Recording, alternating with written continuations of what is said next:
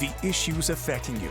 Revealed, explained, discussed. Now on WGAL 8 in Focus. Hello, I'm Susan Shapiro. We're here at Longwood Gardens in Chester County. This sapphire decorated tree is one of dozens of bejeweled trees here for the holiday season. This year's theme is Gems and Jewels, a gem of a holiday season. We'll take you into the music room where we'll see a dining display filled with jewels, and we'll go into the kitchen at the upscale restaurant 1906 and talk with the chef. And then we'll go outside to the Bone's Eye Courtyard as we put the holiday season at Longwood Gardens in focus.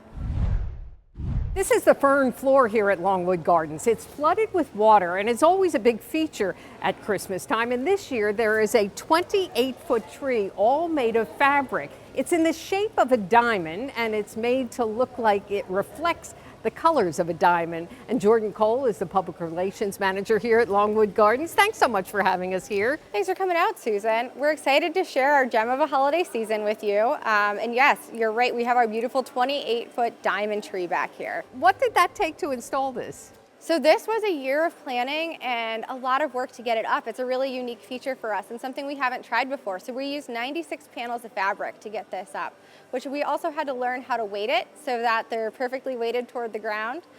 We had to make sure the colors were right, the lighting was right, we had to flood the fern floor. And I think it really just adds that elegance to our Jewels and Gems theme this year. Yeah, it always is a big place where people like to take photos and that kind of Yes. thing. What about that theme? Why come up with that theme? Yeah, so we're leaning into not only our botanical jewels, but those heirlooms and treasures people tend to associate with the holidays. We're glittering, we're shimmering. Our East Conservatory is decked out in rubies. Our West Conservatory is a little bit leaning into those champagne and amethyst colors.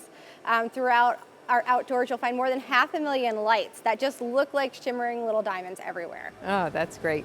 What advice do you have for people in terms of getting tickets and coming here? Yeah, so if you're thinking of coming to Longwood Gardens for the holiday season, Longwood Christmas Display runs now through January 11th, and you want to go online and make a timed reservation. So you're going to pick out your date and time, purchase your ticket online. Our tickets are $45 for adults and $25 for youth. And then when your date and time comes around, you'll bring your tickets right to our visitor center and enjoy our display. And can you stay as long as you want? You can stay as long as you want, and let me say, it is beautiful if you come during the day, if you come during the evening. I love to come around like 3 p.m. so you're getting both the daytime display and then seeing it again at night. And they have food here and a gift shop here. Yes. What else? Tips? Should people be concerned about the weather? Obviously, you can go from indoors to outdoors here. Oh my gosh, you want to make sure you're dressing for the weather. I love when we just get a light layer of snow outside, but then you're going to want to make sure you've got your boots, your scarves, your hats, your gloves. And sometimes we have warm weather too. So layers are always good when you're coming to the gardens, waterproof coats, shoes, things like that. What do you hope people come away with from here? I hope that people feel inspired. I want them to feel the spirit of the holiday, to feel celebratory, and I want them to really create their own memories. I think we're just a beautiful backdrop for so many people's unique traditions and holidays. Yeah, absolutely. It is a family tradition for many people. And you don't have to be a gardener or a horticulturist to come and love it here. You don't have to be a jeweler. Right. No, you can come and enjoy. We have so much for the entire family to see. We have music, we have strolling carolers throughout the gardens, and oh my gosh, a garden railway for those who are young and young at heart. I think that's one of our favorite features every year. Yeah, it really does get you into the spirit, that's for sure. Thank you It so does. much. Thank you. And coming up, we'll go inside the music room to see some of the gems on display there.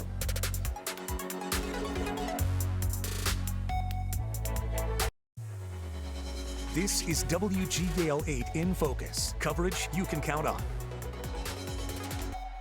I'm here in the music room at Longwood Gardens, which is decorated to the nines for this season of Gems and Jewels. And here in front of this 18-foot Fraser fir Christmas tree is Jim Sutton. He's the Assistant Director of Design Display. Thanks so much for joining us. Sure, good morning and welcome to our Christmas display. Yeah, this is incredible. So the theme of Gems and Jewels had to be a great one to carry out this year. Really fun. The theme is advanced a year ahead of time. The team knows the theme, so they all work on their projects, and it's my job as a head elf to make sure that it's all very cohesive and that it all speaks to the theme. I mentioned 18 feet of a tree here is a really large tree. Where does that come from? Well, we get our trees from 3 sources in Pennsylvania. We don't disclose who they are because we're always trying to protect these sources because we need these trees for future displays. And 18 foot is not even the biggest one we have under glass. So there's 2 trees that exceed 20 foot under glass as well, and then a bigger one even outside. And this tree and the others are meant to look like they're coming out of a jewel box, correct? Yeah, for the theme, we wanted to have this tree looking like it was popping out of a jewelry box, much like a ballerina popped out of a jewelry box. So our carpenters made these beautiful boxes. Our paint shop painted them, so they're one of a kind. There's one large one here, one in the center walk, and then there's 4 smaller ones around it. And in all 4 corners, we have representations of different gems. Yeah, we wanted to carry that jewel theme across, either literally in jewels or in colors, so jewel tones. So doing amethyst in one corner, rubies, emeralds, and sapphires. And then you can see those colors reflected on the tree as well. Wow, beautiful jewel tones. Jewel tones everywhere, every angle. And what about this beautiful table that's set here with a lot of gems at each place setting? Yeah, the table is set for you and 9 of your closest friends. You are bedazzled by jewels, and you're also flanked on either end and in the center with some beautiful specimens on loan from the Delaware Museum of Nature and Science. So they're actually real, beautiful geological specimens that they gave us to display during this holiday season. Oh, wow, those are incredible looking. So what was the hope here when people come into this room? What do you hope they get from it? Well, we hope that you get that wow moment. You look around, you appreciate the whole room, you look up at the beautiful plaster ceiling, you enjoy this whole beautiful music room. So it's right next door to the ballroom, so we have these 2 big, beautiful rooms. People often think that there was a mansion built attached to the conservatory. There's not. Pierre Samuel DuPont built these 2 great rooms for entertaining. So next door houses the organ, and this was meant for receptions, and also you can hear the organ play in this room as well. We always talk, Jim, about the work that goes into this. As you said, you get the theme a year ahead, and you have a lot of volunteers that help with all of this work, don't you? Tons of volunteers. We could not do what we do without volunteers, and many, many volunteers help with Christmas. So we have over 600 volunteers, and they work in all aspects of the garden. So we have our full-time employees, our part-time employees, our student program, and then, of course, our volunteers. And I'm looking around at all of these presents that are wrapped and all of these ornaments. What does that take to get that all in place? Days and days and months of work. So the presents are actually all empty boxes. So if anybody picks one up, they'll be sadly disappointed because there's nothing inside of them. And they're the one thing that we don't recycle. So every year, because the theme changes, we make a big effort to make beautiful, big signature packages. One of the things we're known for are these beautiful displays of all these elaborately decorated packages. And again, they're in all of the jewel colors. Yeah, each one speaks to the color in the corner, and then they're used in other spots in the display as well. So the ornaments, we do save our ornaments. We have a big collection of ornaments, over 600 different styles, totaling over 60,000 ornaments.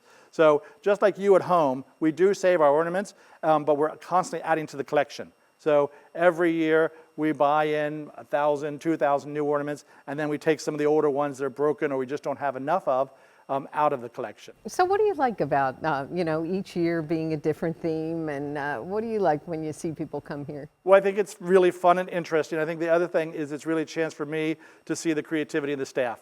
So everybody takes their projects very personally.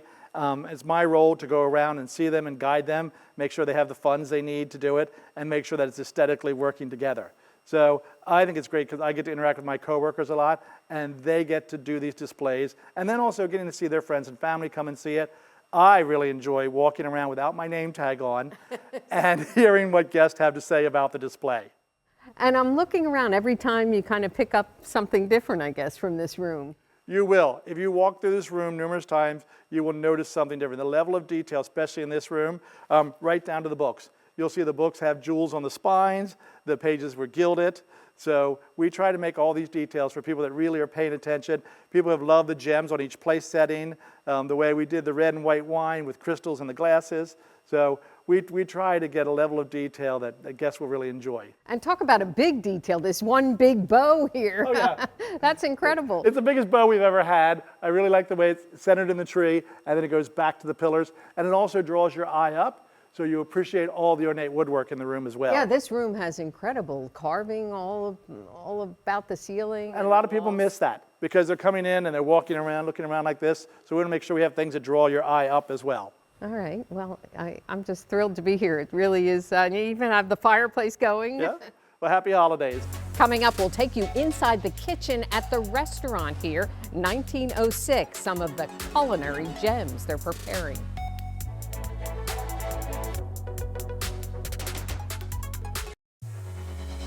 This is WGAL8 in Focus, coverage you can count on.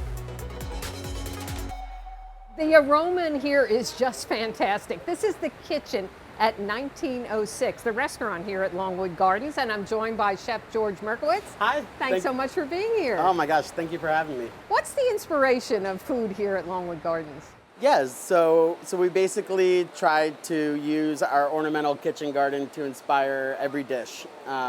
If it's growing out front, we figured it's probably good enough to serve at the restaurant, and every single dish basically has some sort of component from the garden. All right, well, you plated some dishes here for us. What are Yes. we starting with? Yeah, so here's our Atlantic halibut. It's covered, just draped in a miso beurre blanc. There's some fresh radishes from our garden, and then a little ocean trout roe in there as well. Wow, that looks beautiful. Yeah. One of my favorites for sure. Huh. Is that part of, creating dishes, making it eye appealing as well? I think definitely, yeah. People eat with their eyes first. So we always make it beautiful, but really we want it to taste delicious. All right, so moving on. Yes, so this is another favorite this holiday season. It's our short rib cannelloni. We braise short ribs super low and slow overnight, and then we stuff a little house-made pasta. That's served on top of a sauce Paraguay, which is like a truffle demi-glaze, and then topped with a shallot jam and horseradish crema. Oh, So wow. very indulgent. I'll say. Some people, we might not even know exactly what it is, but it Right. looks great. And here, then- this looks like a pasta dish. You're very right. This is a pasta. It's our fresh mafaldine, which is the shape of the pasta, actually. We toss it in a cream of sunchoke, and then it's just draped with some beautiful chanterelle mushrooms and a little shaved cremini mushrooms on top. All right, is that saffron on top, or what's... And then those are actually beet leaves. Ah, Yeah, little tiny okay. beet greens. Yeah, And you can eat the greens from the beets, right? absolutely, yeah. All right, and this to me looks like one of my favorites, a wedge salad. Yes, very classic, just with our take on it. So it's our wedge salad. It's draped in a blue cheese and cherry dressing. And then, of course, some toasted hazelnuts on top and some fresh picked herbs. So how do you get ideas for doing the different dishes? We have a really amazing team here, so we all are constantly bouncing ideas off each other when it comes to creativity. We try something and then we try it again and again until we come up with what you see in front of you. You always have to outdo yourself. And lastly, And then looks this is like our burrata to me, maybe. Yes, yeah, it's our sliced beef carpaccio with some fresh burrata on top, a little black lime aioli, and toasted crostinis. Definitely a favorite this holiday season. I bet. All right, and you're going to Yeah. serve us something here? Yeah, so this is another pasta. Figured it's cold outside, so we really like to, give you some of that home cooking. It's this beautiful saffron katara. Katara basically means like guitar string. So the noodle itself is pushed through the strings of like a guitar almost. And then it's draped in a little saffron butter. Some of this beautiful jumbo lump crab from Maryland. And then garnished with just some fine chopped herbs. And a lot of your herbs are growing right here in your cabinets, Yes, aren't they? yeah, exactly. So these herbs actually, this opal basil was grown about 3 feet away, right in that cabinet. So we garnish with some of this beautiful purple basil.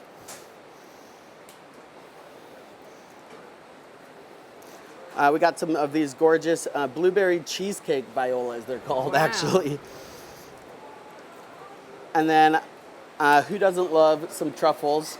So we have these incredible Alba White truffles from Piedmont, Italy. Smell those. Oh my gosh, the second you start shaving them, the aromatic is amazing. Well, it is a work of art, and we're going to take it into the dining room to give it a little taste. 1906 moved to this new space overlooking the beautiful main fountain garden. It's bright, it's airy, and here comes Chef. Hello, thanks for having Hello, me. Yeah. So here's our saffron katara that we just plated in the kitchen, and then our wedge salad. Some of our holiday gems here. Absolutely. Pierre DuPont was a lot about hospitality. Do you try to carry on that tradition? Oh my gosh, absolutely. When Pierre DuPont planted the first row of trees here at Longwood, I think his vision was to give back to the people and the community through conservation, and we keep hospitality at the top of our list. So everything we do is with the guests involved, and yeah, it really shows in the food. And this is all prefixed. You can do lunch or dinner. It's not an inexpensive meal, but you do get a lot, and it might be a special treat for someone. Right, yeah, so this holiday season, we're offering 2 different options. A guest can decide to do the 3-course prefix menu or the 4-course menu, both with optional wine pairings. And then, of course, we have some really exciting little additions like our extraordinary seafood tower. We have a smoked bone marrow on the menu, caviar, white truffles. We got it all. And a lot of desserts too, right? And some of the best desserts you'll ever see. So it's an experience. As we said, it's about $100 for either one of the meals, but it is an experience. yeah. The 3-course is about $95, and the 4-course is $115. But really, the experience is priceless. It's definitely one special meal. All right. Well, I'm going to try your pasta. Oh, please do. Yeah. Yeah, Give and it this a little is twirl. Yeah, there you go.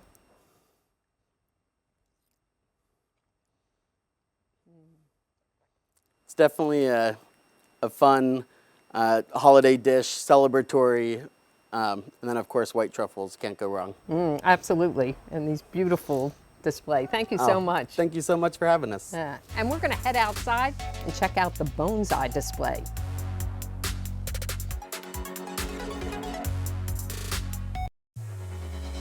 This is WGAL 8 in Focus. Coverage you can count on. This is the bonsai courtyard at Longwood Gardens. Longwood Gardens has more than 150 trees in its collection. And joining me now is Matt Turner. He's a bonsai gardener. Thanks for being here. Hi, thanks. What constitutes bonsai? So bonsai means tree in a pot. So both the tree is important and then the container or the vessel that it's being shown in. Why are these so collectible? They inspire us. So every tree tells its own story. Every tree has its shape. Some of them really tell what nature did to that if it's a collected tree. Some of them tell what the artist put on that tree, and everything kind of has a history or backstory to it. What does it take to keep it so manicured? A lot of practice, a lot of patience. So we're working on these trees year round, different trees, different seasons. Some of those we have to go out and trim 3-4 times during the summer months when they're growing really rapidly. And do they start out much smaller, or is it large trees that you then, trim to size, or how does that work? It can be both. We can start with a tree collected from nature, which is probably miniaturized where it was growing, just in a crack in the rock or a pocket. We can start with a tree from a landscape that was cut down to make it smaller, or we can start with cuttings or seedlings that you start and you have the entire tree's future in front of you. Now this is the courtyard. Do you keep these out all year, or you have to take some of them in? Yeah, we keep some trees out all year. We try to have something in the courtyard year round. For the Christmas season, we will try to keep this as full as possible, as long as weather permits. That does mean we're going to have to shift some trees in or out. Maybe a couple of trees that are out today won't be out there in a month, but we'll have something else to replace them. So what do we have here? This one looks like it's lost its leaves. Absolutely, yeah, that's a Korean hornbeam. That's a species that's very valued for the small leaves, for the great color it gets in the fall, and then it's got very small internodes, which is the spacing between the leaves. So it makes it a much smaller tree while still having the leaf density. And this art started in Asia, didn't it? Absolutely. It was refined in Japan. Origins were even earlier than that in China, but the Japanese created this as an art form that we've got a lot of Japanese imported trees in our collection, and fortunate to really continue that on. And what about this one? That is really something to look at. So that juniper would be a collected tree.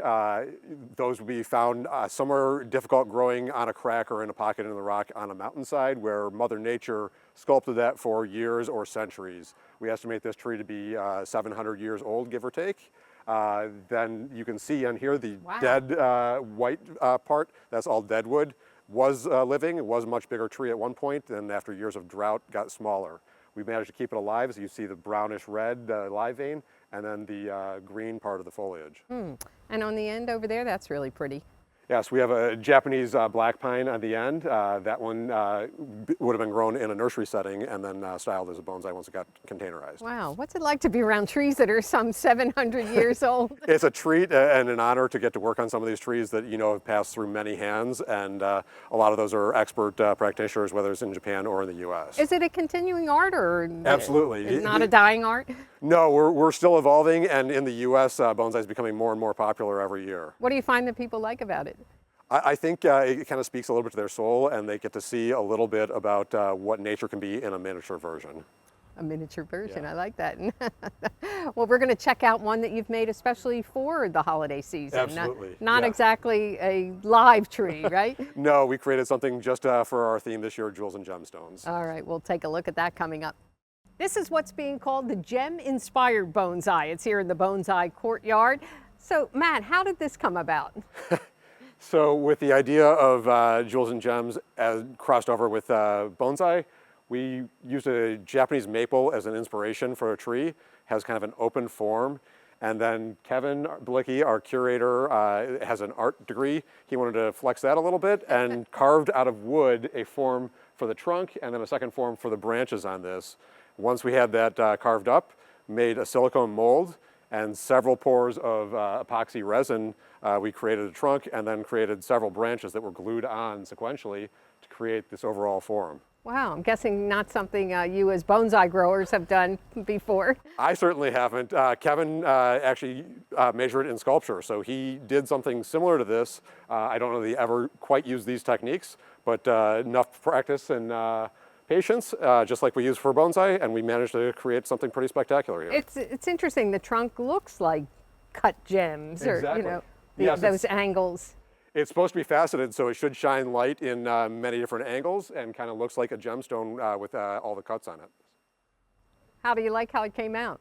Came out brilliant. It shows really well against the red backdrop here, both at day and at night. I guess the good thing, you don't have to trim this one, right? I don't even have to water this one.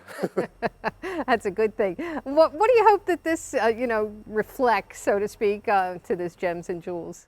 Really hope that we can appreciate the silhouette mode of our trees. So many of the deciduous trees show best in the wintertime, so this would be something that kind of reflects that, and we can see all the parts of the tree when they have lost their leaves. All right, well, thanks so much. Thanks for showing it to us. Thanks for coming by. Since we recorded our program, Longwood Gardens moved the bonsai trees indoors to protect them from the cold. You can now see them in the West Conservatory. Thank you for joining us for WGAL 8 in Focus. For all of us at WGAL, I'm Susan Shapiro. And join us again next Sunday morning at 11 o'clock for WGAL 8 in Focus, right after NBC's Meet the Press. And you can watch each episode of In Focus, plus WGAL's latest newscasts, original programming, and more. Just download the Very Local app and stream for free on Roku and Amazon Fire TV.